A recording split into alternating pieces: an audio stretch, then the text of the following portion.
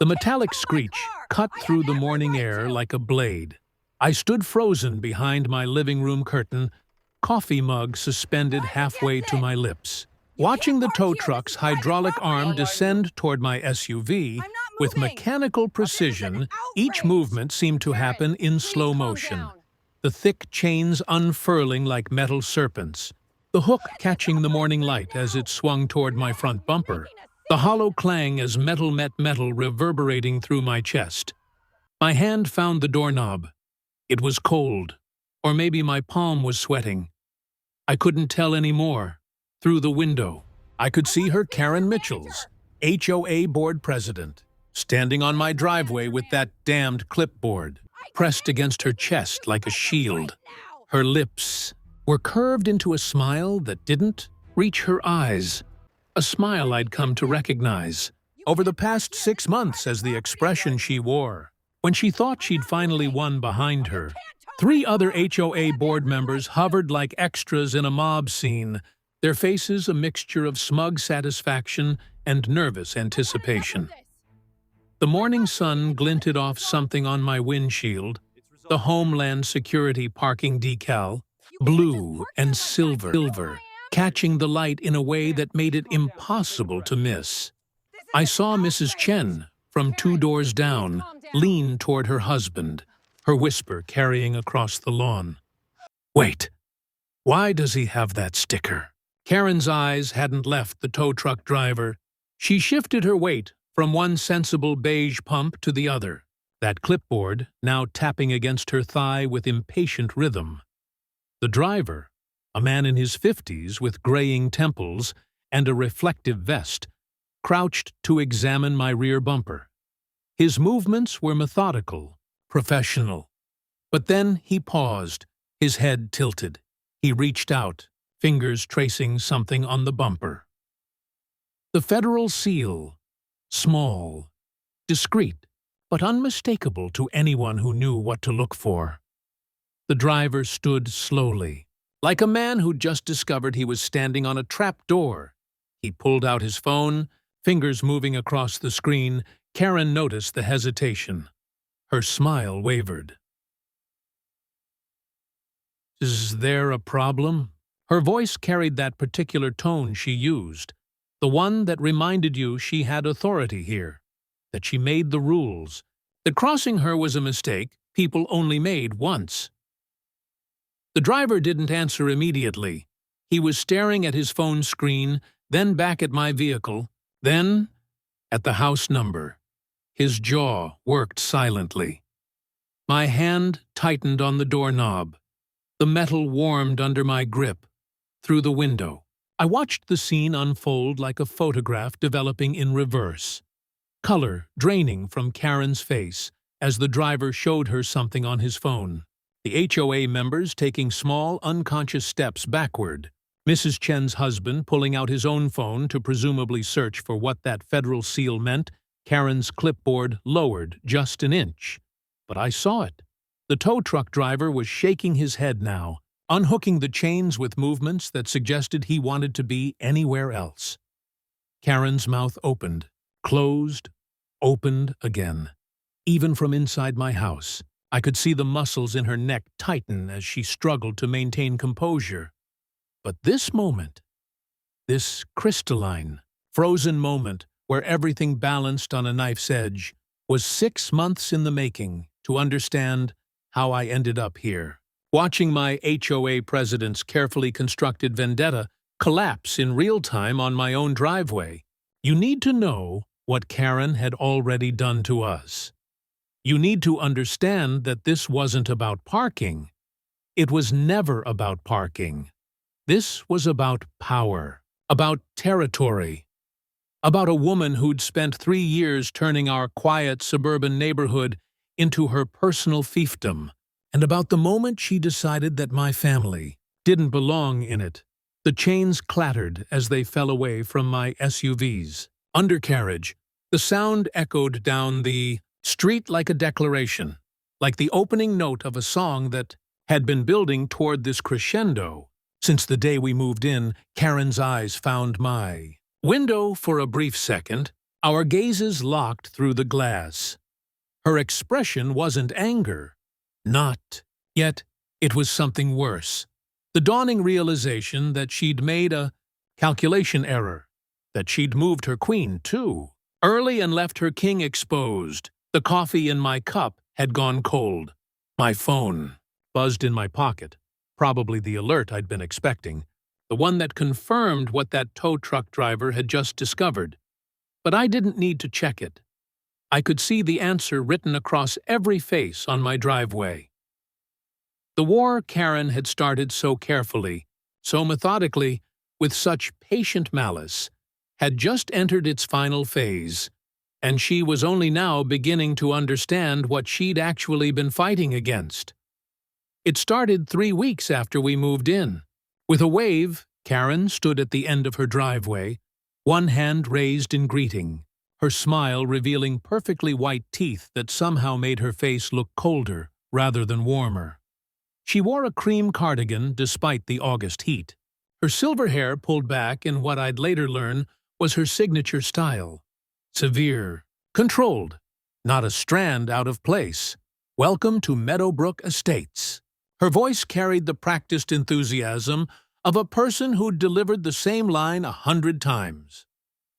I'm Karen Mitchells, HOA president. If you need anything at all. My door is always open, my wife Sarah waved back, balancing a box of kitchen supplies on her hip. Thank you. We're so glad to be here.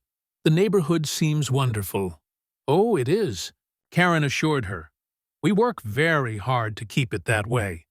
Standards, you know, they're what separate us from, well, other places, something in the way she said. Other places made my shoulders tense, but Sarah didn't seem to notice. She was too busy trying to wrangle our 7-year-old son. Marcus, who'd decided that the moving boxes made an excellent obstacle. Course, Karen's eyes followed Marcus as he darted across the lawn, his sneakers leaving small impressions in grass that was still settling after the previous owner's departure. Her smile never wavered, but her gaze sharpened like a hawk tracking field mice. Energetic, she observed. The word landed somewhere between compliment and diagnosis. He's excited about the new house, I said, reaching down to steady a box that Marcus had just used as a vault. New yard to explore. Karen's attention shifted to the SUV in our driveway, lingering on the government plates, the subtle federal markings, interesting vehicle military, government contract work, I replied, keeping my tone neutral. Nothing exciting, I'm sure. She tapped her finger against her thigh, a gesture I'd come to recognize as her tell, the thing she did when she was filing information away for later use. Well, I'll let you get back to unpacking. Don't forget, HOA meeting next Thursday, 7 p.m. sharp. We find that new residents benefit tremendously from attending early helps. Everyone understand the expectations. She left with another wave, walking back to her house with the posture of someone who'd just completed a successful reconnaissance mission. Sarah came to stand beside me, watching Karen's retreat. She seems nice, intense, but nice? I didn't answer. I was watching the way Karen paused at her mailbox, pulled out her phone, typed something quickly. The way she glanced back at our house before disappearing inside. Yeah, I finally said nice. The first test came 2 days. Later, our trash bins. The ones we'd carefully placed at the curb exactly as instructed in the 17-page HOA handbook Karen had delivered in person, were gone when I went out to retrieve them Thursday morning. Not tipped over, not blown down the street by wind.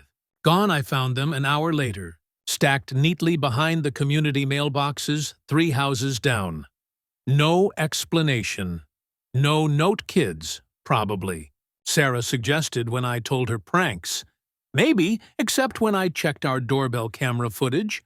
I saw Karen's silver Honda creeping past our house at 6:47 a.m., slowing almost to a stop by our bins. The camera angle didn't catch her actually moving them, but the timestamp was unmistakable. She was gone for 12 minutes. When her car reappeared, our bins were already missing. The second test came that Friday. I discovered it when Marcus ran inside crying. His new sidewalk chalk drawings, a solar system he'd spent an hour perfecting on our driveway, scrubbed away, not washed by rain. The weather had been clear. Someone had taken a hose to them deliberately, leaving pale ghost outlines on the concrete.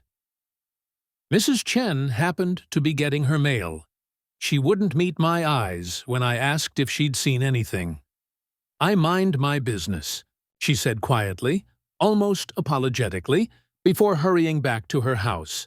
But I'd seen her earlier that morning, talking with Karen over the fence, their heads close together, Karen's hand on Mrs. Chen's arm. That same finger-tapping gesture against the fence post the following Tuesday. Our newspaper stopped arriving, not canceled. The delivery service confirmed our subscription was active. It just stopped appearing in our driveway. I found one copy, 3 days old, tucked behind the tire of Karen's car when I passed her house during my evening walk. Coincidence? Probably had to be. Except Wednesday brought a call from our landscape company. "We're sorry, Mr. Thorne, but we can't service your property anymore. HOA, conflict of interest. We were informed we're exclusively contracted for board member properties." "By whom?" A long pause. "We're really sorry. Good luck finding another service by the end of that first month." The pattern had become impossible. To ignore Sarah noticed it too. The way conversations at the neighborhood coffee meetups would halt when she approached the way birthday party. Invitations that went to every other family on our street somehow never made it to our mailbox. The way parents would gently steer their children away when Marcus tried to join sidewalk games, nothing overt. Nothing you could point to and say, "This is harassment." Just a slow, steady erasure. Like someone was drawing a circle around our house in invisible ink, and everyone could see it except us. "It's like we're being ghosted," Sarah said one night, staring at her phone. She'd tried to join the neighborhood Facebook group 3 times. Each application was denied without explanation. I knew what it was. I'd seen this before, in different contexts, different environments. This was isolation protocol, tactical, deliberate. Karen was teaching the neighborhood a lesson. This is what happens to people who don't belong, but why? We'd followed every rule, attended every meeting, smiled at every neighbor. What had we done to deserve this treatment? The answer came during the September HOA meeting. Karen stood at the front of the community center, her smile fixed and professional. "As many of you know, we've been discussing the enhanced security protocol for our neighborhood. Some concerns have been raised about external affiliations that might compromise our community's privacy." Her eyes found mine across the crowded room. Held my gaze. "We want to ensure that Meadowbrook Estates remains a sanctuary, a place where our families can feel safe from outside scrutiny, where we control who watches us." Several heads nodded. A few people glanced in my direction. "Therefore, the board recommends that any resident with federal law enforcement or intelligence affiliations provide full disclosure of their work responsibilities, including any surveillance or investigative activities that might impact our neighborhood." The room fell silent. Everyone was looking at me now. Sarah's hand found mine under the table. Her palm was cold. Karen's smile never wavered. "Of course, this is purely voluntary. We just want transparency. I'm sure Mr. Thorne understands. Unless there's something about his work he'd prefer to keep hidden." I understood then. This wasn't random. Karen had researched me, found out about my Homeland security connections, and she'd decided that made me a threat to her carefully controlled kingdom. It wasn't random. She was building a trap, and I was walking right into it. The first letter arrived on a Tuesday, slipped into our mailbox between a grocery store flyer and a credit card offer. No return address, just our names typed on a plain white envelope. Amadumwa trade. The letters slightly misaligned, like they'd been printed from an old word processor inside. A single sheet of paper with 3 sentences. Your son's screaming keeps the entire street awake. Some of us work morning shifts. Control your child or face consequences. I read it twice, then walked outside to where Marcus was drawing with chalk again. Quietly, peacefully, humming a song from school. He'd been doing this every afternoon since we'd moved in. Not once had he screamed. He was a quiet kid by nature, more likely to retreat into books than raise his voice. Sarah found me standing on the driveway, letter in hand. She scanned it quickly, her jaw tightening. This is ridiculous. Marcus hasn't. I know. Should we respond? Talk to the neighbors? And say what? Someone sent us an anonymous letter about something that never happened? She folded the letter carefully, precisely, the way she did when she was trying to keep her hands from shaking. This is getting worse. The second letter arrived Friday. This one referenced our lawn maintenance, specifically alleged violations of Section 427 of the HOA Handbook regarding grass height and edging standards. It included a grainy photograph of our lawn, taken from street level, with red circles around areas that supposedly exceeded the 2 3/4-inch maximum height requirement I'd measured our grass that morning. It was exactly 2 inches, still settling after the last mowing. The photo in the letter was of someone else's lawn by the end of the month. We'd received 7 letters, each one more specific. More invasive complaints about our garbage sorting. We triple-checked. We'd followed the recycling guidelines perfectly. Reports of suspicious activity at late hours. We were home by 9 most nights. Allegations that my vehicle was leaking oil on the street. The inspector I hired found nothing, but it wasn't just the letters. Our porch light started flickering every evening around sunset. Not the bulb. I replaced it 3 times. The wiring had been tampered with. The electrician eventually discovered someone had loosened the connection in the outdoor junction box. You'd need a ladder and tools to access it.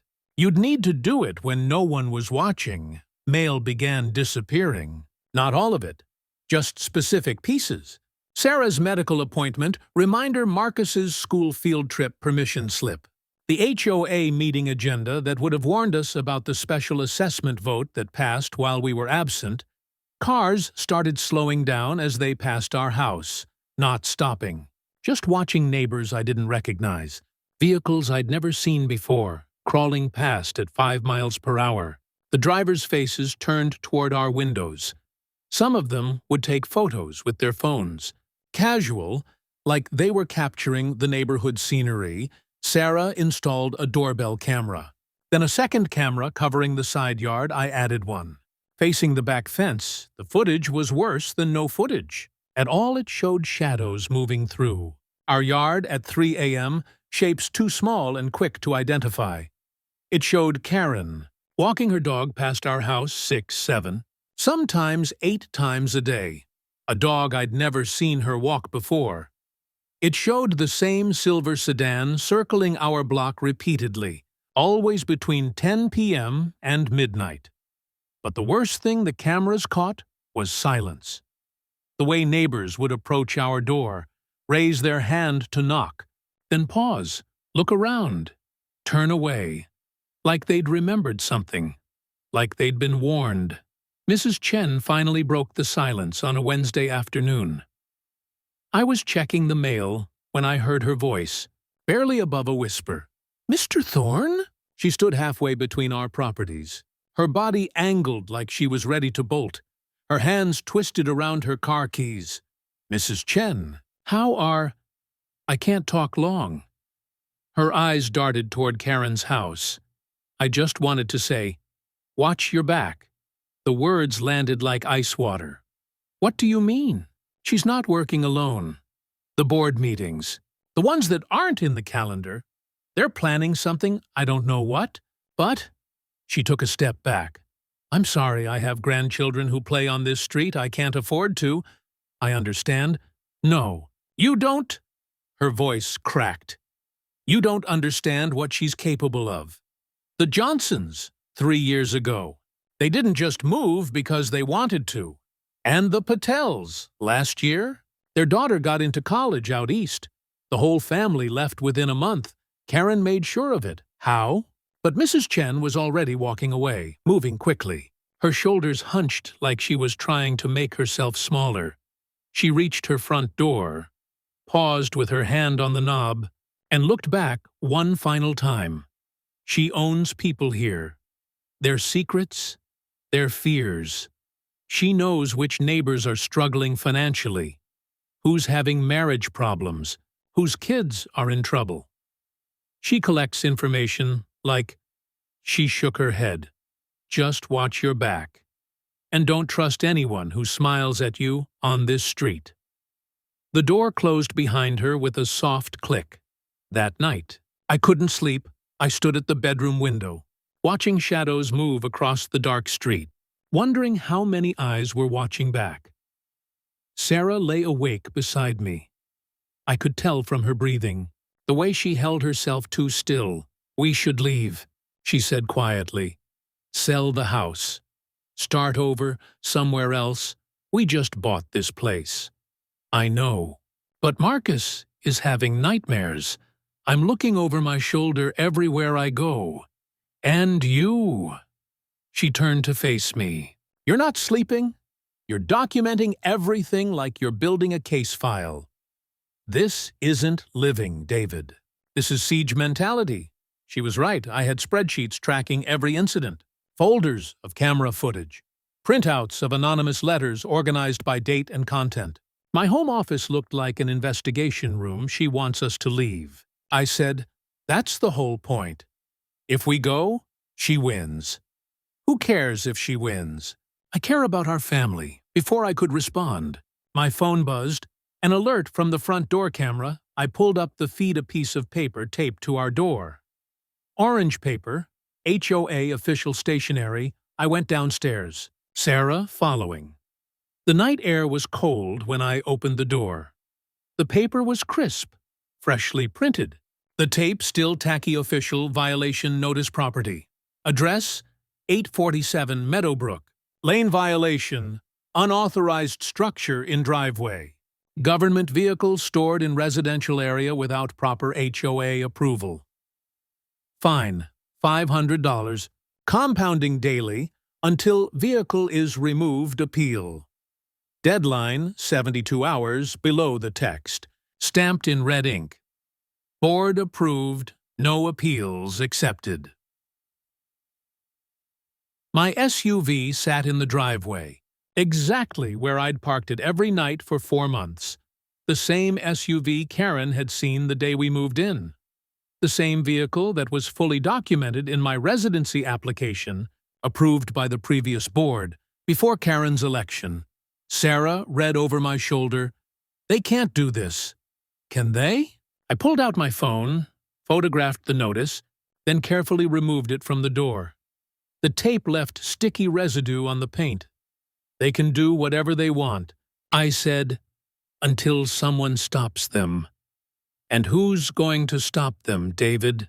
We don't even know who's on their side, but that was about to change because Karen had made one critical error. In her rush to escalate, to finally force us out, she'd forgotten that traps work both ways, and I'd been learning how to build them long before I ever moved to Meadowbrook Estates. The fine notices came in waves after that. A new one appeared every 72 hours, like clockwork, each more absurd than the last $300 for excessive window treatments impeding street aesthetics. We had standard white blinds, identical to half the houses on the block, for $50 for unapproved exterior modifications. The modification in question? A wreath Sarah had hung on our door for Marcus's birthday. A wreath that 3 other families also displayed. $600 for disrupting community peace with late-night vehicle operation. My commute home was at 5:30 p.m. I paid none of them. Instead, I documented each notice with timestamps, photographs, and copies of the exact handbook sections they claimed we'd violated. I built a parallel case file for every one of Karen's accusations, complete with proof of our compliance and evidence of selective enforcement, but documentation doesn't stop the psychological warfare. It started subtly. Neighbors timing their lawn, mowing for exactly when Marcus was trying to do, homework cars parking just close enough to our driveway to make it difficult to pull out without multiple adjustments, the community pool reaching capacity every time. Sarah tried to take Marcus swimming, despite there being clearly empty lounge chairs visible from the parking lot. Then it escalated. I came home one Thursday to find Sarah crying at the kitchen table, her phone screen cracked, surrounded by printouts of our HOA file. She'd finally gotten access to the community portal. Apparently, someone had accidentally left her login credentials in our mailbox. "Look at this." She shoved the papers toward me. "Look what they've been saying about us." The file was extensive, 93 pages of community concerns logged against our property. Reports from anonymous neighbors claiming everything from noise disturbances to suspicious visitors to improper trash disposal. Each report was time-stamped, formatted with official-looking headers, and filed in what appeared to be a legitimate HOA record-keeping system. None of it was true, but that didn't matter at the bottom of the file. A note from Karen to the board. "Based on the overwhelming community feedback, I recommend we begin escalation procedures. This family has demonstrated a consistent pattern of disregard for our standards. Perhaps they would be more comfortable in a less structured environment." Sarah's hands shook as she reached for another printout. "There's more. Look at." The meeting minutes from last month. The board had held a special session, never announced, never added to the public calendar, to discuss the problem on Meadowbrook Lane. 5 board members present. 0 dissenting votes. Resolution passed. Begin formal eviction proceedings based on substantial and repeated violations. "They can't evict us," I said, but my voice lacked conviction. "We own the property. The HOA doesn't have that authority. They're saying they can." Sarah pulled up an email chain on her cracked phone screen. Karen sent this to everyone on the board. She says there's precedent 3 years ago. The Johnsons last year, the Patels. She attached legal documentation showing that the HOA successfully forced both families out through sustained fines and harassment. She stopped herself. She actually used that word, harassment, like it was a strategy. I read the email thread. Karen's words were careful, technically legal, but the intent was crystal clear. She was sharing a blueprint for making us leave. The worst part? Multiple board members had replied with variations of "sounds good" or "let me know how I can help." That weekend, I tried to mow the lawn, simple maintenance, the kind of routine household task I'd done 100 times before. Except this time, I had an audience. Karen's silver Honda pulled up across the street. She didn't get out, just sat there, phone visible in her hand, pointed at my house. Then Gary Thompson from the board arrived, parking his truck at an angle that blocked the sidewalk. He had a professional camera with a telephoto lens, not a phone. An actual DSLR with a lens that probably cost more than my lawnmower. They weren't even trying to hide it anymore. I pushed the mower across the front lawn, sweat dripping down my back despite the October chill, while 2 HOA board members documented my every movement. When I edged along the driveway, Gary took close-up shots. When I trimmed around the mailbox, Karen adjusted her phone angle to capture different views. Marcus watched from the living room window, his small face pressed against the glass, 7 years old. And he was learning what it meant to be treated like a suspect in your own neighborhood. Sarah stepped outside when I finished, carrying a glass of water. The cameras immediately swiveled toward her. She froze mid-step, then carefully continued forward, her movements suddenly mechanical. performative. We'd both become actors in a show we never auditioned for. "They're taking pictures of me bringing you water," she said quietly, not looking at the vehicles across the street. "I know. This is insane. We're not criminals. We're just trying to live here." But that was the point. They were redefining what living here meant. They were writing the rules in real time, enforcing standards that only applied to us, documenting violations that existed only in their reports. The HOA meeting that Wednesday was worse than I'd anticipated. The community center was packed, 50, maybe 60 people. When usually only 15 showed up, Karen had clearly spread the word that something interesting was happening. The air buzzed with anticipation, like we were all waiting for a fight to break out. Sarah gripped my hand as we took seats in the back row. Every head turned to watch us enter. Some faces were curious. Some looked uncomfortable. A few, Karen's closest allies, wore expressions of barely concealed satisfaction. Karen called the meeting to order. With her usual crisp efficiency, she breezed through standard updates, landscaping budgets, pool maintenance schedules, holiday decoration guidelines. Her voice was steady, professional, giving no indication of what was coming. Then, now, new business. As many of you know, we've been dealing with a situation on Meadowbrook Lane. I want to assure everyone that the board takes community standards very seriously. She clicked a remote. The projection screen behind her lit up with images. Our house, dozens of photographs, each one marked with red circles highlighting alleged violations. The lawn she claimed was too long. It wasn't. The wreath she deemed inappropriate. It was generic, festive, completely benign. The trash bins positioned 2 inches beyond the approved zone. I'd measured. They were within guidelines. These persistent violations, despite repeated warnings, demonstrate a fundamental disrespect for our community rules. Karen's voice carried across the silent room. Rules that protect all of our property values. Rules that every other family in Meadowbrook Estates follows without issue. She paused for effect, her eyes scanning the crowd before landing on us. The board has therefore made a decision, effective immediately.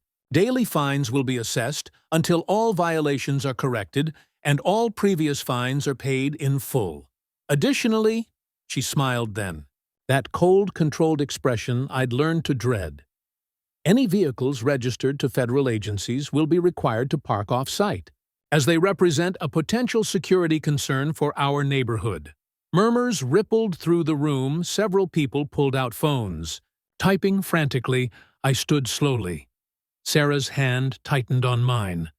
But I gently pulled free. "Point of order," I said, keeping my voice level. Section 123 of the HOA Handbook clearly states that approved vehicles cannot be retroactively banned without a full membership vote. My vehicle was pre-approved when we purchased the property. Karen's smile never wavered. The board has determined that federal vehicles represent a special category of security risk. We have the authority to implement emergency safety measures. Show me where that authority is granted in the bylaws, Mr. Thorne. If you want to challenge this decision, you're welcome to hire a lawyer and pursue legal action. In the meantime, the board's ruling stands. She turned back to the projection screen. Moving on to the next item. I'm not finished. The room went completely silent. Even the people typing on their phones stopped. Karen slowly rotated back to face me, her expression hardening. "I'm sorry.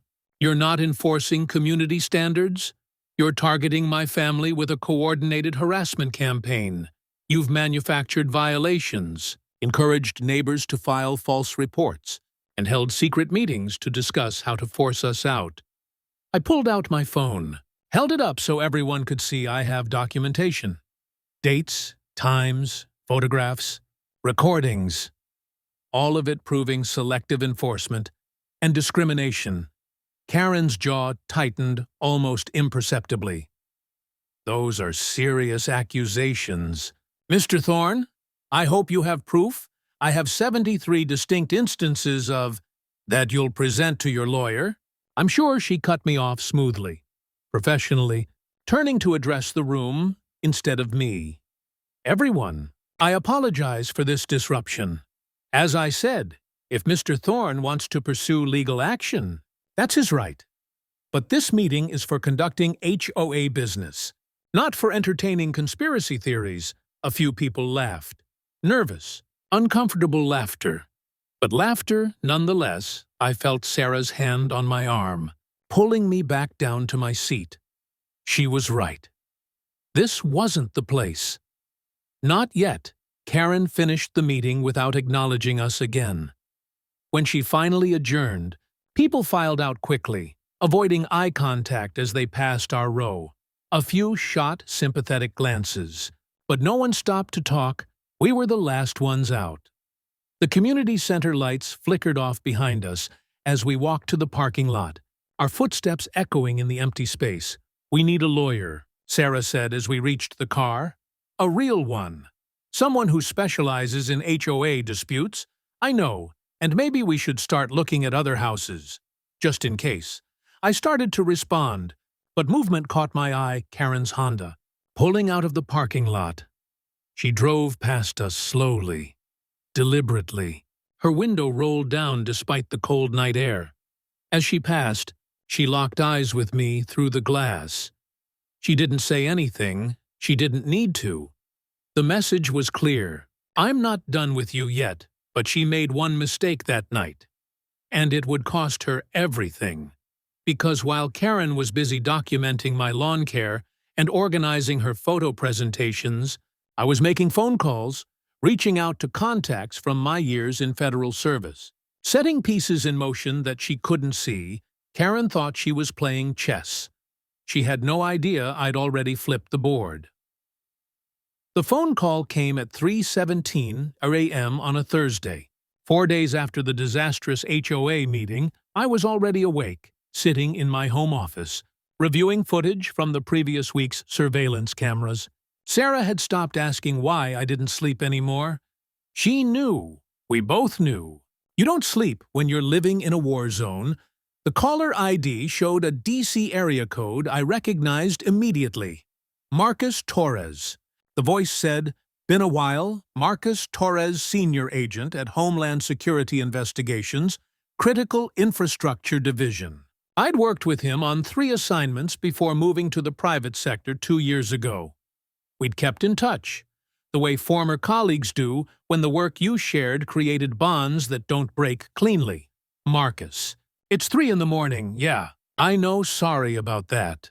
But your name flagged in our system earlier tonight. Someone ran a background check on you. Pretty thorough one. Actually hit databases they shouldn't have access to." I sat up straighter. "Who?" "That's the interesting part. The search originated from a residential IP address, your residential area. Actually, someone in your neighborhood has access to law enforcement databases, or they know someone who does. Karen, she'd escalated beyond HOA politics into federal background checks. That was a felony, Marcus. I need a favor." I figured, what's going on? I told him, not everything. Not the full psychological warfare campaign. Not the sleepless nights and Marcus's nightmares and Sarah's cracked phone screen. Just the facts. The harassment. The manufactured violations. The secret meetings. And now the illegal background check. Marcus listened without interrupting.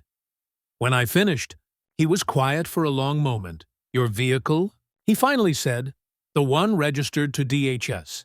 That's still assigned to you?" "Contract analyst position. I consult on infrastructure security assessments.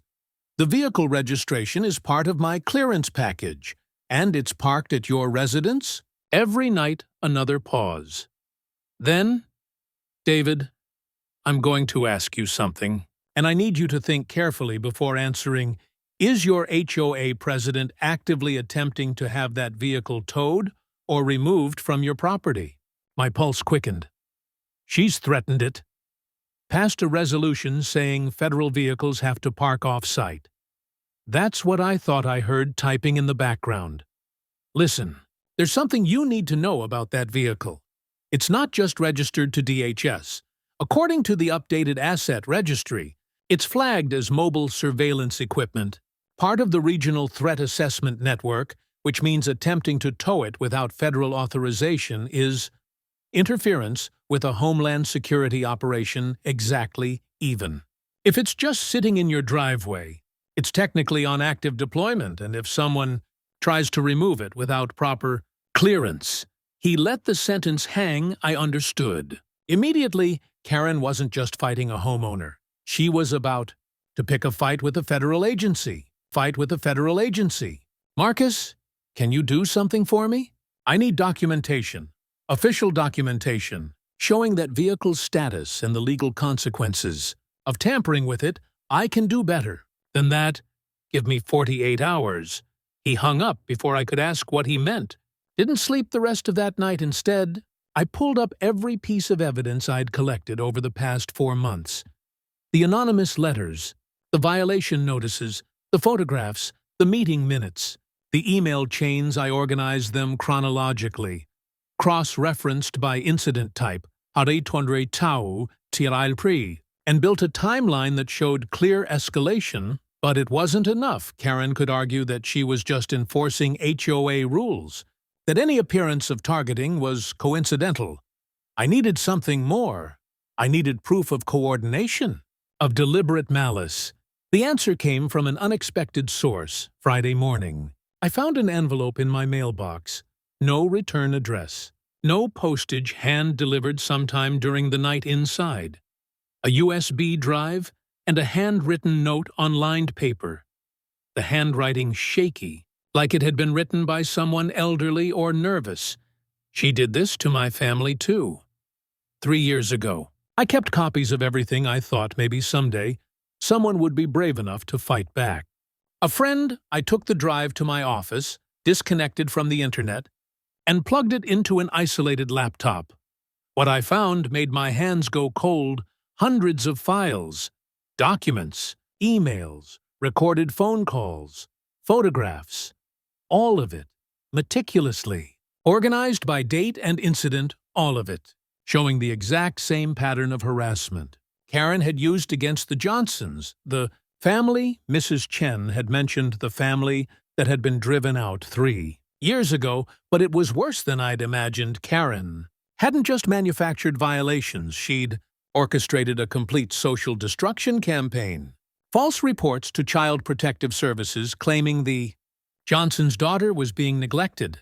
Anonymous calls to Mr. Johnson's employer suggesting he had substance abuse problems, forged letters to their mortgage, company questioning their financial stability. Every tactic designed to create maximum psychological pressure, every action technically legal enough to avoid criminal charges, but combined into a weapon that had systematically destroyed a family's life, and at the bottom of the file, a video recording from a HOA board meeting, one that was never officially logged. Karen's voice, crystal clear. We need to make them understand they're not welcome here. I don't care what it takes. This neighborhood has standards, and if they can't meet them, they need to leave. Another board member's voice. What if they fight back? Karen's laugh, cold and confident. They won't. People like that never do. They'll take the path of least resistance and find somewhere else to live. We just need to make sure that path is clearly marked. I watched the video 3 times. Then I made copies. Multiple copies, stored in multiple locations. The elderly neighbor, I had my suspicions. It was Mr. Patterson, the quiet widower at the end of the street who'd lived here for 30 years, had just handed me a blueprint of Karen's operation, and proof that this wasn't about enforcing rules. It was about power, control, and a systematic campaign to remove families she deemed unworthy of her neighborhood. But I still had one problem. Karen had the HOA board.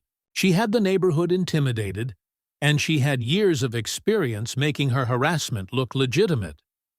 I needed allies, real ones. The first one revealed himself that afternoon. I was in the backyard, checking the fence line, when I heard a voice from the other side. "Mr. Thorne? Got a minute?" I recognized the voice before I saw the face. Chief Robert Mills, head of the local police department. He'd responded to 2 of the disturbance calls Karen's allies had made about our property. Calls that resulted in nothing, because there was nothing to find. But this wasn't an official visit. He was in civilian clothes, and he'd come through the back gate like he didn't want to be seen from the street. Chief Mills off duty today. "Call me Robert." He glanced around the yard, his cop instincts making him check sightlines, camera angles. "We need to talk. Somewhere your neighbors can't see us." We went inside. Sarah made coffee while Robert sat at our kitchen table, looking uncomfortable in a way that police chiefs rarely do. "I'm breaking about 6 different rules being here," he started. "But I've been watching what's happening on this street, and I can't stay silent anymore. You know about Karen. Everyone knows about Karen. The department's gotten 47 calls related to your address in the past 4 months. Noise complaints, suspicious activity, welfare checks. Every single one of them unfounded. But they keep coming." He took a sip of coffee. "Here's what you need to understand. Karen's sister-in-law works dispatch. Any call that comes in about this neighborhood, she hears first, and she feeds information back to Karen." Sarah set down her mug hard enough that coffee sloshed over the rim. "That's illegal, probably, but proving it." Robert shrugged. "That's different. What I can tell you is that I've been documenting the pattern, and I'm not the only one who's noticed." "Who else?" "Judge Patricia Hartwell, retired, lives 2 streets over. She's been watching this HOA for years, tried to warn the Johnsons back when they were being targeted. But by the time she understood what was happening, they were already gone." He pulled out a business card. "She wants to talk to you, said to tell you that HOA law is a specialty of hers." I took the card. Judge Hartwell's name was embossed in professional script, with a home phone number written on the back in pen. "Why now?" I asked. "Why help us when she couldn't help them?" "Because you're different. The Johnsons were young, first-time homeowners, no legal background. They got overwhelmed." Robert stood, checking his watch. "But you're building a case. You're documenting everything you haven't broken. And that scares Karen more than she's letting on." Judge Hartwell thinks this might finally be the time someone can actually take her down. After Robert left through the back gate, disappearing into the greenbelt behind our house, Sarah and I sat in silence. Federal protection on the vehicle, police chief on our side, a retired judge offering help. She finally said, "Why do I feel like we're assembling the Avengers?" "Because Karen's been playing this game for years, and nobody's ever had the resources to fight back." I looked at the USB drive sitting on the counter, the business card beside it. Until now, my phone buzzed. A text from an unknown number. "Package delivered to your office." MT Marcus Torres had come through. I drove to my office downtown, a small consulting firm where I did contract work for various government agencies. The receptionist handed me a FedEx envelope marked Official Federal Government Business, Homeland Security. Homeland Security. Inside, official documentation on agency letterhead, signed by a deputy director I'd worked with during my active duty years. It outlined in precise legal language that vehicle registration, 847 DHS 042, was classified as mobile federal property deployed in active Homeland security monitoring. Any attempt to tow, relocate, or tamper with said vehicle without proper federal authorization would constitute interference with a federal operation under Title 18, Section 1361 of the U.S. Code penalties, up to 10 years in federal prison and fines up to $250,000. At the bottom, a note in Marcus's handwriting. This is real. The vehicle's GPS is linked to our regional monitoring network. If it's moved without authorization, we'll know within 60 seconds, and a federal response team will be dispatched. Make sure your HOA president understands that I made copies. Then, I made copies of the copies. Then I photographed every page and stored them in 3 separate cloud accounts. Saturday morning, I called Judge Hartwell. Her voice was sharp, clear, exactly what I expected from someone who'd spent 40 years on the bench. Mr. Thorne Robert told me to expect your call. Come by tomorrow afternoon, 2 o'clock, and bring everything you have, everything. Every document, every photograph, every recording, every violation notice. I want to see the complete picture of what she's done to you. And bring that USB drive Robert mentioned. I want to see what she did to the Johnsons, too. Sunday afternoon, Sarah and I sat in Judge Hartwell's living room, which looked more like a law library than a resident's books lined every wall, and her coffee table was already covered with legal pads and highlighted copies of HOA bylaws. She was 73, silver-haired, with eyes that missed nothing.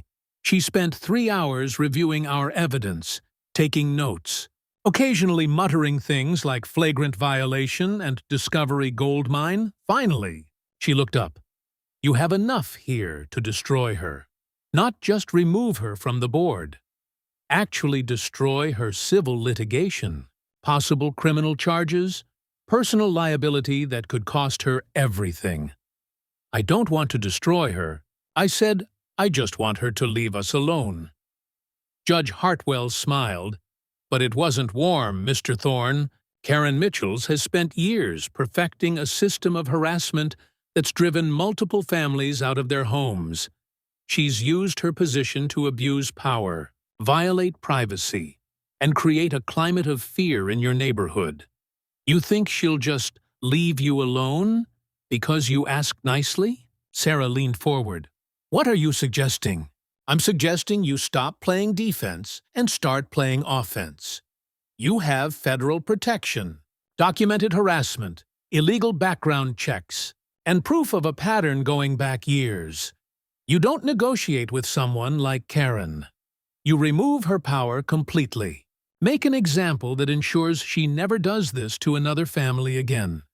She pulled out a legal pad, began writing, here's what we're going to do. First, we file a formal complaint with the state HOA regulatory board, including all evidence of selective enforcement and harassment. Second, we notify federal authorities about the illegal background check.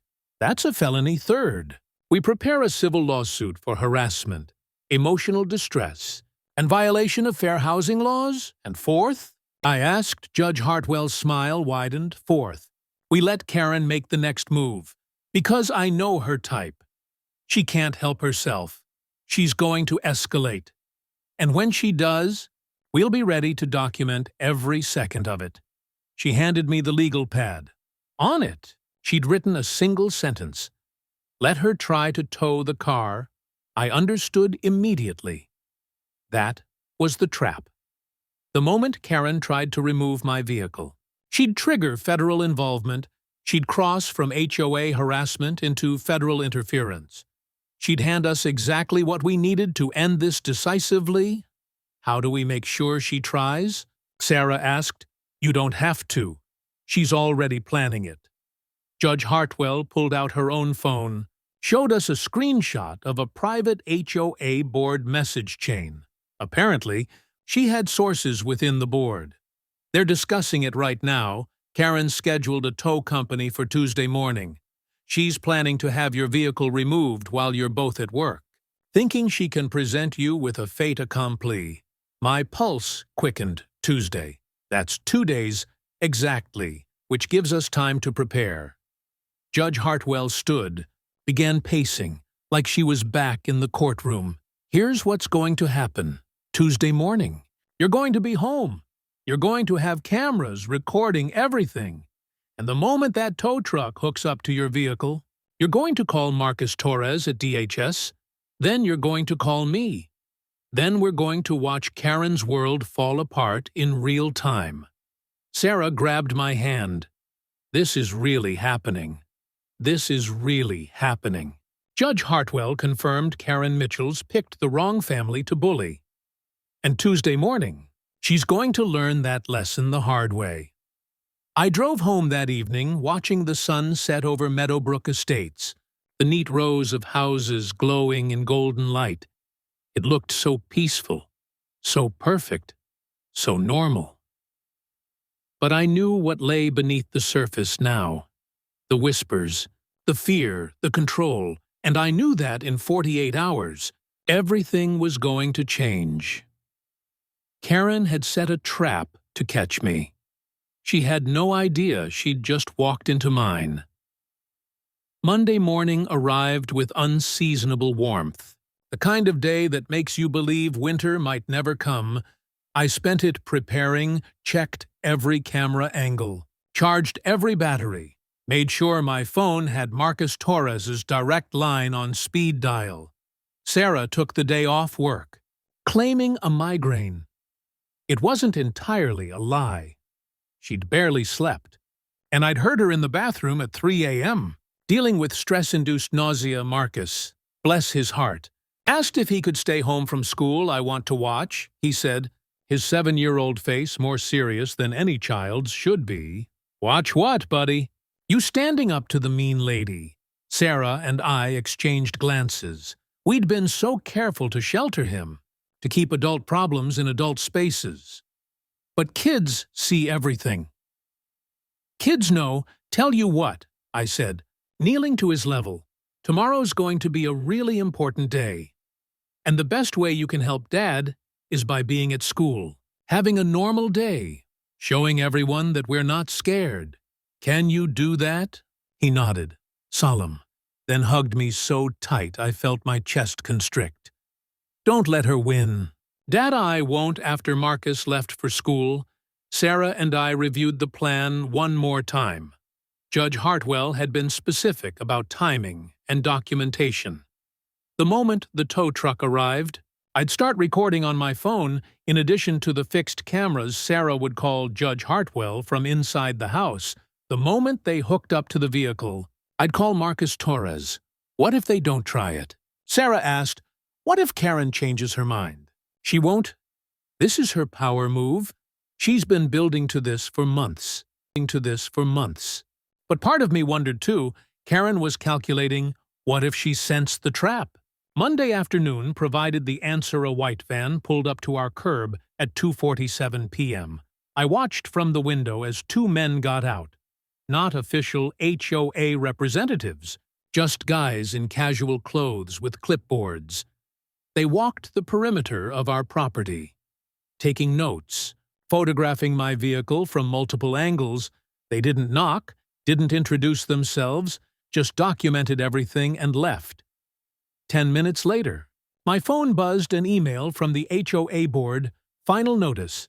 Vehicle registration 847 DZ042 will be removed from property at 847 Meadowbrook Lane on Tuesday, September 17th at 9 a.m. Owner assumes all towing and storage fees. This action is authorized under HOA Emergency Powers, Section 732I. Forwarded it immediately to Judge Hartwell. Marcus Torres and Chief Mills Judge Hartwell. As response came within minutes. Perfect. They've documented their intent. No backing out now. See you tomorrow. Marcus Torres. Regional Response Team is on standby. The second that vehicle moves, we're en route. ETA will be under 10 minutes. Chief Mills. I'll be in the area tomorrow morning, off duty. Of course, just a concerned citizen taking a morning walk that evening. The neighborhood felt different. I took my usual walk after dinner, and for the first time in months, people didn't avoid me. Instead, they watched with open curiosity, some with concern, a few with barely concealed anticipation. Mrs. Chen was getting her mail when I passed. She glanced around, then spoke quietly. Tomorrow? Tomorrow, good luck. She hesitated, then added, A lot of us are watching more than you know, 2 houses down. I saw curtains move, then again at the next house, and the next. The neighborhood knew something was coming. I slept 3 hours Monday night. Every sound jolted me awake. A car door, wind in the trees. The house settling. Sarah was worse. I found her at 4 a.m. in Marcus's room, watching him sleep, her hand on his forehead like she was checking for fever. "We're doing the right thing," she said, without turning around, right? "Yes, it's just, what if it backfires? What if we make it worse? It can't get worse than this, Sarah. We're already living under siege. This ends tomorrow. One way or another." She finally turned to look at me. "Promise me something. Anything. If this goes wrong, if it all falls apart, we leave, we sell at a loss if we have to, and we get Marcus somewhere safe. Deal?" Deal, but I knew it wouldn't come to that. Not with the pieces we had in position. Tuesday morning, September 17th, dawned clear and bright. Perfect visibility for cameras. Sarah and I were dressed and ready by 7:30 a.m. We positioned ourselves in strategic locations, her upstairs with a view of the street, me in my office with a sight line to the driveway. All cameras live, all devices charged. 15 a.m. Karen's silver Honda drove past our house, slow, deliberate. She didn't look at our windows, but I knew she was checking to see if my vehicle was still there. A black SUV parked 3 houses down Chief Mills, got out wearing running gear, stretched elaborately, and began jogging in place. He nodded once in my direction. Message received. I'm here. 45 Einerthream. A white sedan pulled up across the street. Judge Hartwell in the passenger seat, her grandson driving. They didn't get out. Just waited. 52 a.m. The tow truck turned onto our street. My pulse hammered in my throat. Sarah texted from upstairs. "It's happening." I gripped my phone, finger hovering over Marcus Torres's contact. The tow truck pulled to a stop in front of our house. A massive red vehicle with Meadowbrook Towing emblazoned on the side. The driver climbed out, clipboard in hand, professional, experienced. Just a guy doing his job. Then Karen's Honda appeared, pulling up behind the tow truck. She got out first, followed by 2 other board members, Gary Thompson with his camera, and Linda Foster. The board secretary, Karen, wore a navy blazer like she was conducting official business. Her clipboard was out. Her smile was fixed. This was her moment. Her victory parade. Grabbed my phone and stepped outside. The cold morning air hit my face as I walked down the driveway. Karen saw me and her smile widened. "Mr. Thorne, good morning, Karen. I'm sure you received our notice. We're here to remove the unauthorized vehicle from your property." The tow driver had already begun unhooking chains from his truck. The metallic clatter echoed. Down the street, I saw neighbors emerging from houses, some on porches, some watching from windows. An audience gathering. "This vehicle is federal property," I said, keeping my voice calm. "It's protected under Homeland Security Authority. You don't have authorization to move it." Karen's laugh was light. "Dismissive, Mr. Thorne. This is HOA property. Your employment status doesn't grant you special privileges. Now, if you'd like to move it yourself, that would save everyone time. Otherwise, we'll proceed with the tow. I strongly advise against that." "Noted."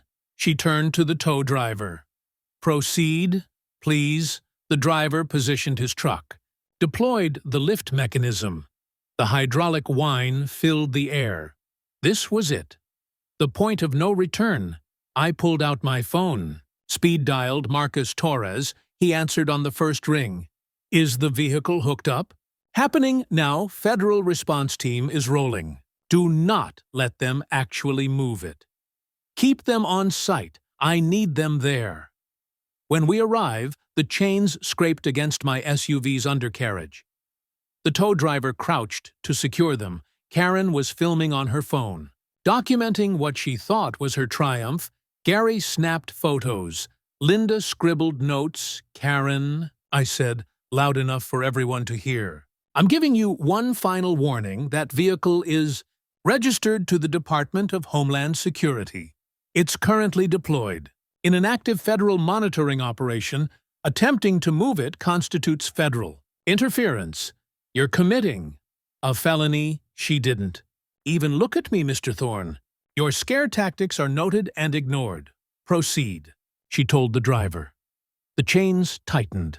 The lift mechanism engaged. My SUV began to rise off the ground. Rise off the ground. The sound of the hydraulics was deafening somewhere behind me. Sarah's voice carried from the house. Judge Hartwell is on her way. The front wheels lifted. 6 inches. 12 inches. Karen's smile was radiant. This is what happens when you don't follow the rules, Mr. Thorne. Maybe now you'll understand how things work in Meadowbrook Estates.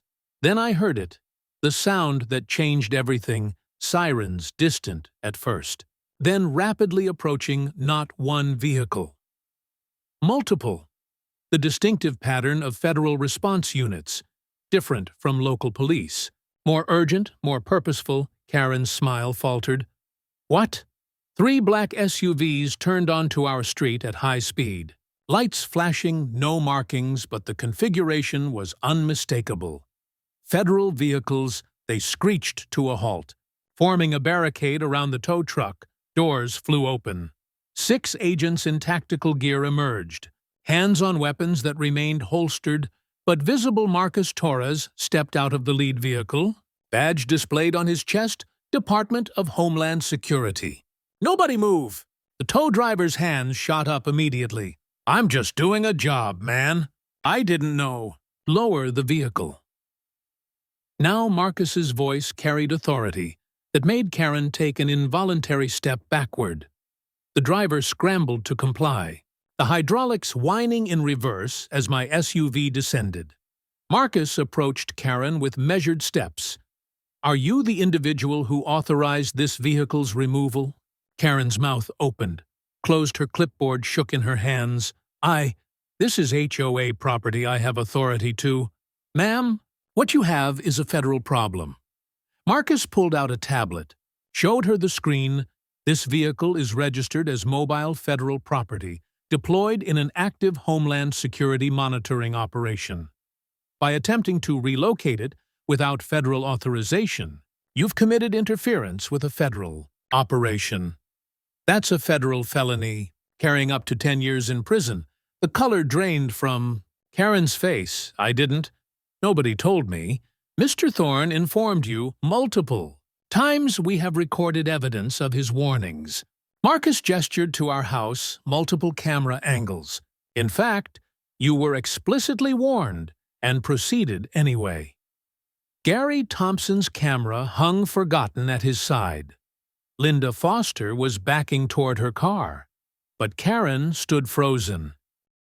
Her entire world restructuring itself in real time. Chief Mills jogged up, his running disguise maintained but his purpose clear. Morning, Agent Torres need local support. Chief Mills. Good timing. I'll need statements from everyone present. Marcus turned to the tow driver. You're free to go. You were acting on false instructions. But document everything for your insurance. The driver didn't need to be told twice. He lowered my vehicle completely, unhooked his chains, and was gone within 90 seconds. Judge Hartwell's grandson had pulled their sedan up to the curb.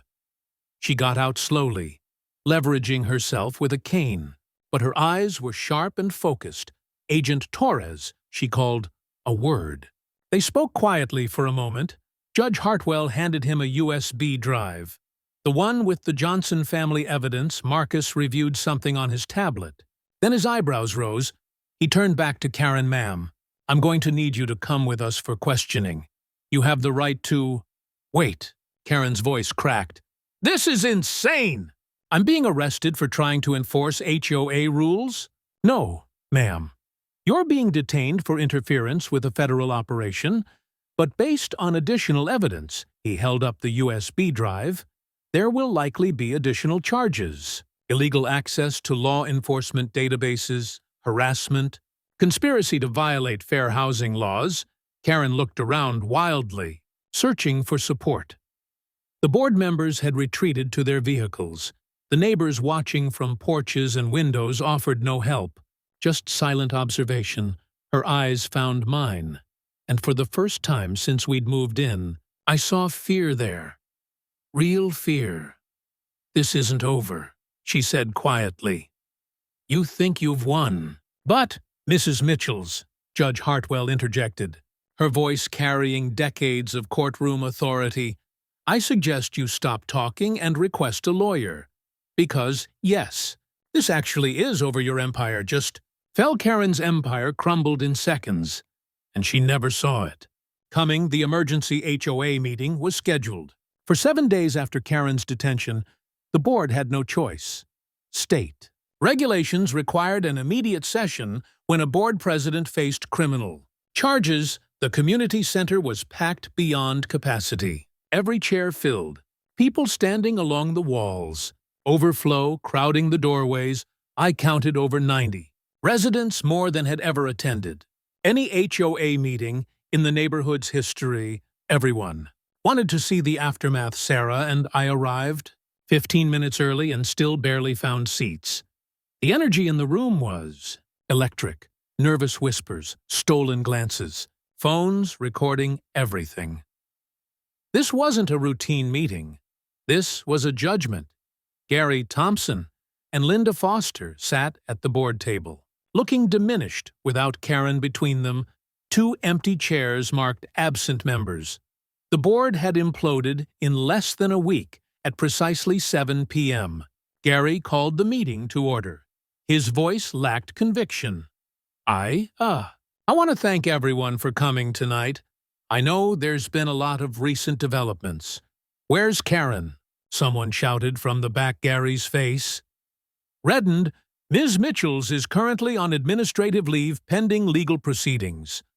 The board felt it was appropriate to, "She's been arrested." Another voice called out, "Let's not pretend otherwise." The room erupted in overlapping conversations. Gary tried to restore order, tapping his gavel uselessly against the table. Judge Hartwell stood slowly, and the room fell silent. She didn't have official standing here.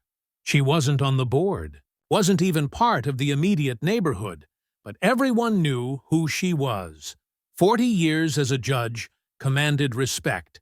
"If I may," she said, her voice carrying effortlessly, "I think what people want to know is, what happens now? How do we move forward as a community?" Gary looked relieved to defer. "Yes, exactly. That's what we're here to discuss." "Then, perhaps," Judge Hartwell continued, "we should start with full transparency. The residents deserve to know exactly what Karen Mitchells did, and how the board allowed it to continue for so long." Linda Foster shifted uncomfortably. "With all due respect, there's an ongoing investigation. We can't discuss. You can't avoid responsibility." Judge Hartwell cut her off cleanly. "Agent Torres from Homeland Security has provided me with authorization to share certain details. Since they pertain to a pattern of abuse that affected multiple families in this neighborhood." She pulled out a folder, opened it with deliberate care.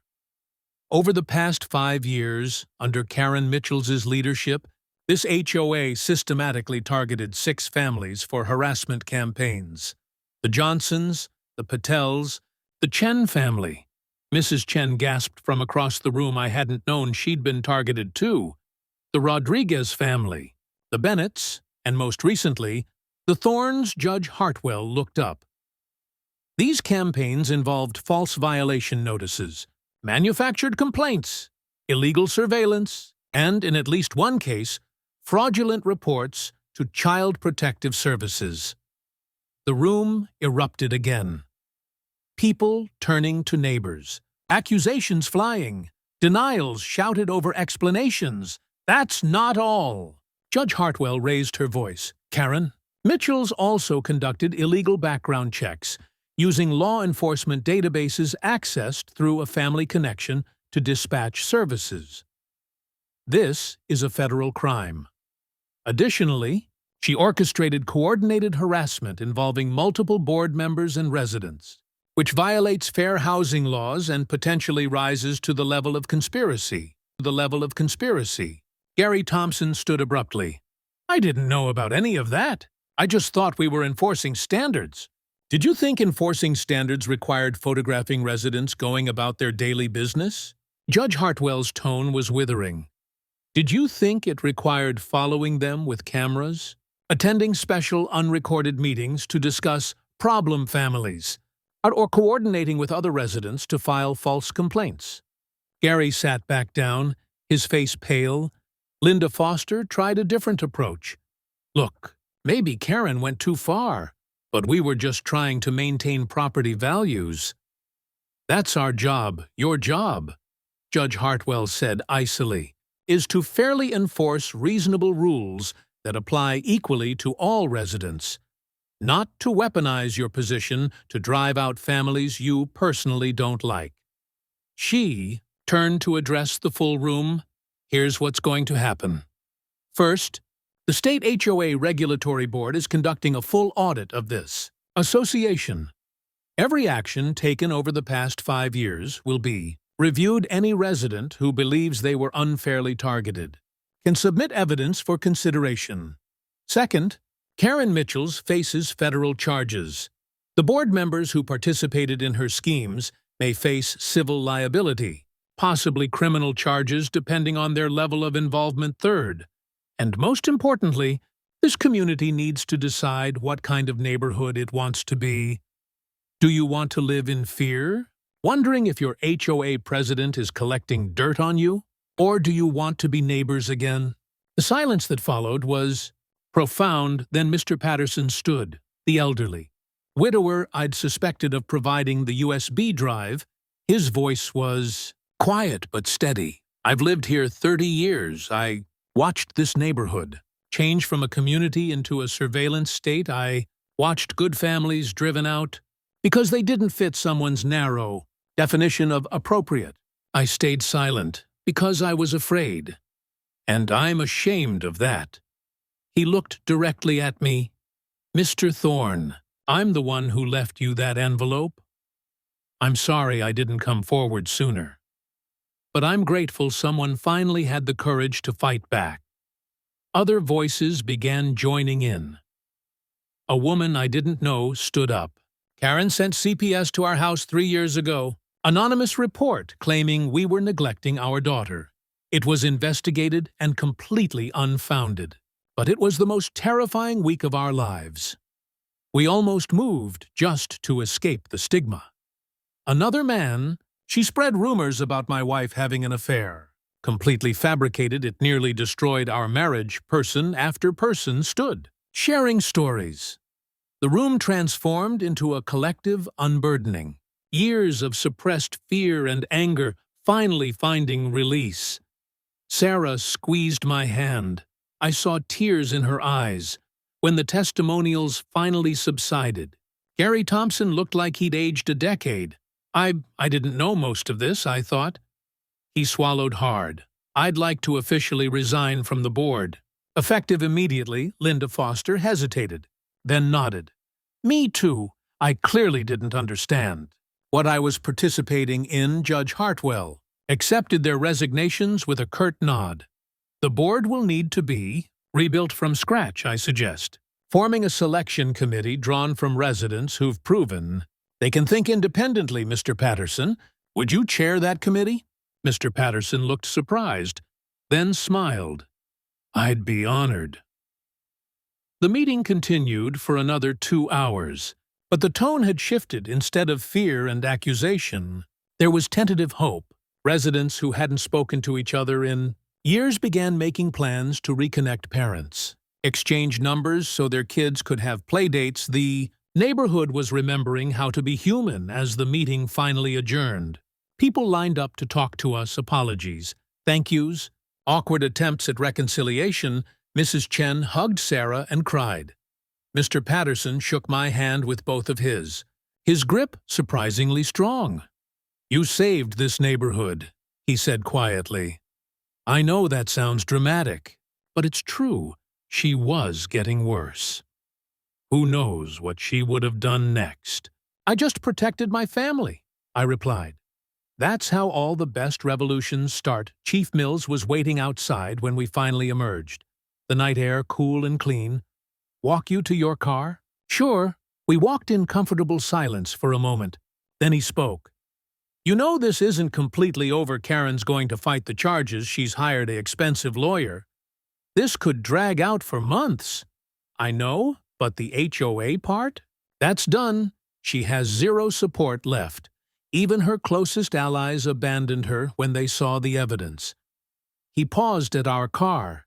You did good work here. Methodical, patient, legal.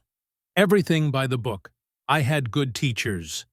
I nodded toward Judge Hartwell, who was slowly making her way to her car with her grandson's help. She's something else, isn't she? Mills smiled. Been trying to take down corrupt HOA boards for 20 years. Finally found someone willing to do the heavy lifting. Sarah opened the car door, then turned back. Chief Mills, can I ask you something? How bad would it have gotten if we hadn't fought back? He didn't answer immediately, his cop face giving away nothing. Then, based on what Karen did to previous families, you would have lost your house within a year, lost your jobs, your reputation, possibly your son to false CPS reports. She was building toward total destruction, and she wouldn't have stopped until you were gone. The words hung in the cold night air. But you didn't let that happen. Mills continued. You stood your ground, and now she's the one losing everything. We drove home through streets that somehow looked different. The same houses, the same trees, but the oppressive atmosphere had lifted. A few neighbors waved as we passed. Genuine, friendly waves, not Karen's calculated gestures. Marcus was still at the babysitter's, but when we picked him up, he knew immediately. Did you win, Dad? I knelt down to his level. We won, buddy. So the mean lady can't hurt us anymore? No, she can't hurt anyone anymore. He hugged me tight, and I felt the tension he'd been carrying for months finally release. That night, Sarah and I sat on our back porch, watching stars appear in the clear sky. My phone buzzed periodically with texts from neighbors, emails from residents wanting to share their stories, messages of support. It feels surreal, Sarah said. Yesterday, we were under siege. Today, we're neighborhood heroes. Give it a week. We'll be back to just being neighbors. Is that what you want? I thought about it. Yeah, I think it is. I don't want to be the guy who fought the HOA. I just want to be the guy who lives on Meadowbrook Lane with his family. She leaned her head on my shoulder. We can do that now. Yeah, we can. A text buzzed through. Marcus Torres, BTW. That vehicle registration? We're keeping it active for another year. Just in case any other HOAs get ideas. Consider it hazard pay for dealing with suburban warfare. I laughed and showed Sarah. She shook her head. That man has a twisted sense of humor. He saved our lives. Yeah, he did. We sat in comfortable silence as the night deepened around us. Somewhere down the street, I heard children laughing. A normal sound. A sound that had been missing from our neighborhood for too long. Karen's empire had fallen. And in its place, something better was growing, something that looked a lot like community. 3 months later, the neighborhood held its first community barbecue in over 5 years. It was Mr. Patterson's idea. We need to remember how to be neighbors. He'd said at the newly restructured HOA meeting, no agendas, no rules, just people sharing food and getting to know each other again. The event was held in the community park, the one Karen had kept locked for special occasions that never materialized. Now the gates stood open, and families poured in carrying dishes, setting up lawn chairs, kids running free like they'd been released from invisible cages. Sarah brought her famous potato salad. I manned the grill alongside Chief Mills, who turned out to have strong opinions about charcoal versus propane. Marcus played soccer with 6 other kids, his laughter echoing across the field in a way that made my chest tight. Mrs. Chen approached with a plate of homemade dumplings. "For you," she said, pressing them into my hands. "Family recipe. My way of saying thank you. My way of saying thank you. You don't need to thank me." Yes, I do. My family was next on her list. We were getting the same treatment you got. The letters, the whispers, the isolation. If you hadn't stopped her, she didn't finish the sentence. She didn't need to. Judge Hartwell arrived fashionably late, her grandson helping her navigate the uneven grass. She'd brought a case of wine, the good stuff, she announced, and proceeded to hold court under a large oak tree, telling stories about her courtroom years that had everyone laughing. Even Gary Thompson showed up, though he stayed on the periphery. Uncertain of his welcome, I saw Mr. Patterson approach him, shake his hand, lead him toward the food tables. Forgiveness, I realized, was happening in real time. Linda Foster sent her apologies via email. She'd moved to another state, staying with family until things settled down. Some people couldn't handle the weight of what they'd been part of.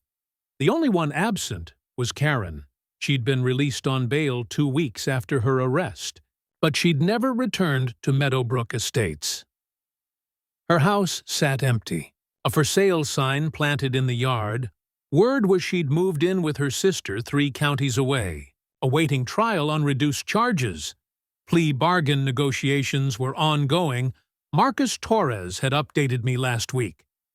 Federal prosecutors are letting her plead down to misdemeanor interference and probation, given her cooperation in identifying how she accessed the law enforcement databases. The conspiracy and harassment charges are being handled civilly. She'll face lawsuits from multiple families, likely lose everything financially. Is that justice? I'd asked its accountability, which is sometimes the best we get. I understood Karen wasn't going to prison for years, but her life as she'd known it was over. Her reputation destroyed, her power completely stripped away. And maybe that was enough as the afternoon wore on and the sun started its descent, creating long golden shadows across the park. I found myself standing apart from the crowd, just watching. Watching neighbors who hadn't spoken in years now laughing together. Watching kids from different streets playing without supervision, anxiety. Watching a community remember itself. Judge Hartwell materialized beside me, moving more quietly than her cane suggested she could. "Penny, for your thoughts?" Just thinking about how quickly things can change. 3 months ago, this neighborhood felt like a prison. Now I gestured at the scene before us. Now it's what it should have been all along. She took a sip of wine, her eyes scanning the crowd with judicial assessment. "You know, I've seen a lot of HOA cases in my years. Most of them end in drawn-out legal battles, fractured communities that never really heal. This is different. Why? Because you didn't just fight back against Karen. You gave the neighborhood permission to be human again, to admit they were scared, to acknowledge they'd been complicit, to start over." She turned to look at me directly. "That's rare. Most people either crush their opponents completely or retreat into bitter victory. You chose accountability with room for redemption. I just wanted my family to be safe. Yes. And in doing so, you made everyone's family safer." She smiled. "Justice isn't always about revenge. Sometimes it's about restoration. You understand that instinctively. Sarah called my name from across the park. Marcus had apparently challenged Chief Mills to a water balloon fight, and they needed reinforcements. I excused myself and jogged over, getting immediately pelted by a balloon from my own son. The fight devolved into chaos. Kids versus adults. Alliances shifting by the second. Water flying everywhere. Sarah got Mills right in the chest with a perfect throw. Mr. Patterson acted as referee, calling fouls that no one paid attention to. Judge Hartwell kept score on a notepad, her calculations deliberately biased toward whichever team was losing. When we finally called a truce, everyone was soaked and breathless and grinning. "This," Chief Mills said, wringing out his shirt, "is what neighborhoods are supposed to feel like." As the evening drew to a close and families began packing up, I walked back to where my SUV was parked, still bearing its Homeland Security registration, still marked with that federal seal, the vehicle that had been a symbol of Karen's hatred.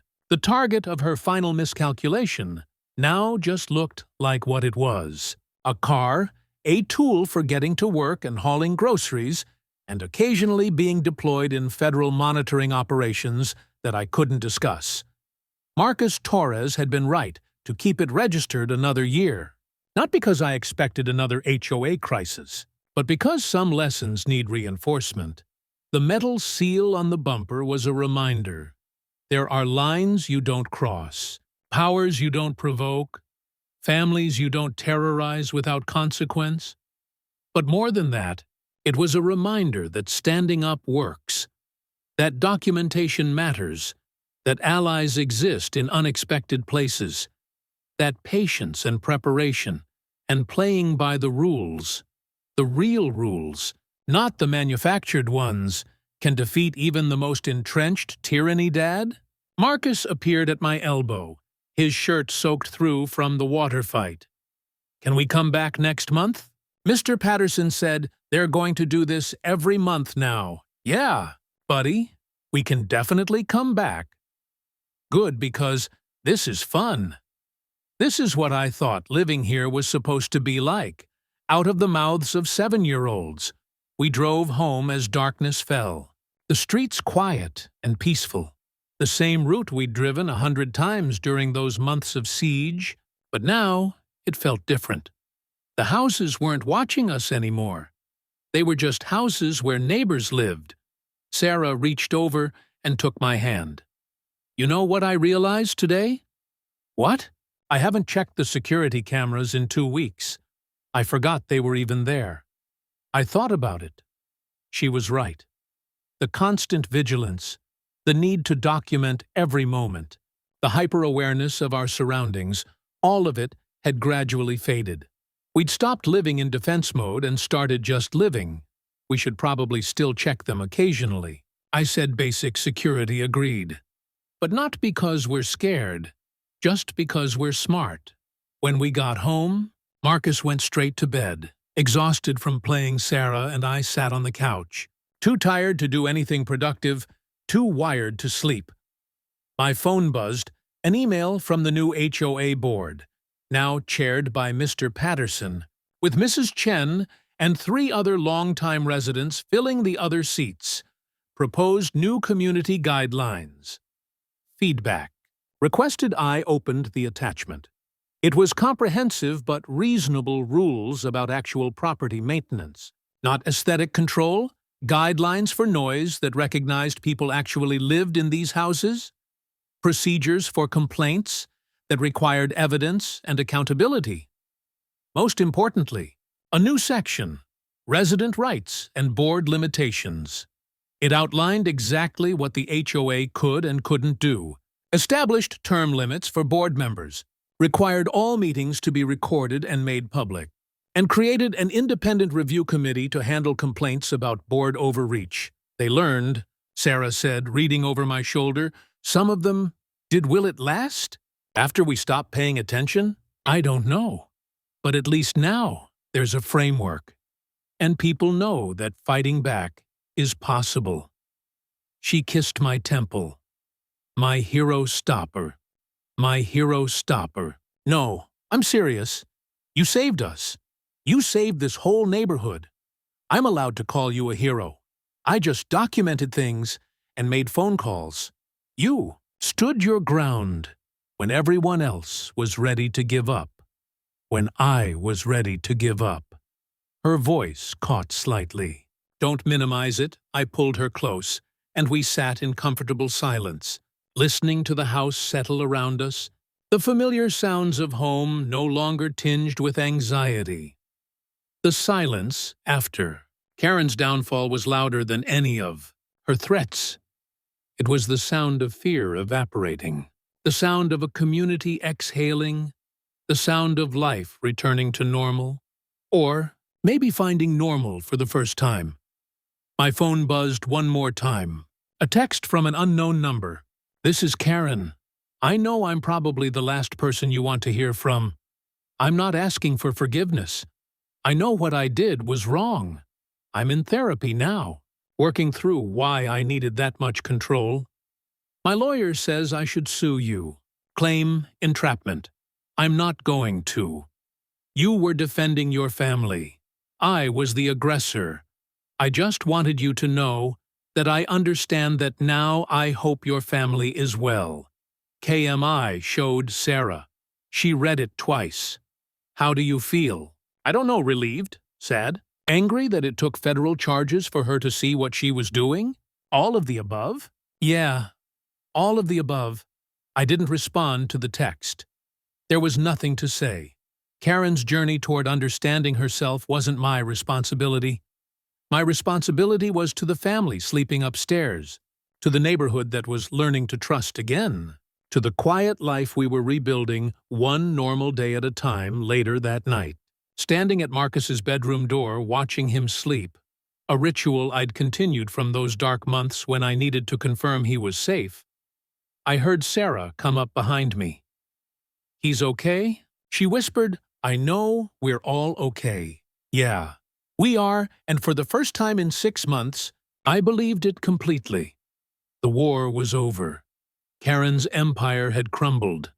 The neighborhood was healing. And my family, my beautiful, resilient family, was safe. Justice wasn't about revenge, Judge Hartwell had said. It was about balance, about restoration, standing there in the darkness, listening to my son's peaceful breathing, watching the neighborhood through the window where streetlights cast familiar shadows. I understood what she meant. We hadn't just won a fight. We'd reclaimed our home, our peace, our right to exist without fear, and that was the loudest victory of all. 6 months later, the for sale sign at Karen's house finally came down. A young couple with 2 small children moved in. The Patels, ironically, sharing a last name with the family Karen had driven out years before, I helped them move boxes on a Saturday morning, part of the neighborhood welcome committee that Mr. Patterson had organized. The new Mr. Patel asked about the neighborhood. The schools. The Hoyt's a good place to live. I told him honestly, the HOA is reasonable. The neighbors are friendly. Your kids will have plenty of playmates. We heard there was some drama a while back. He probed gently. It got resolved.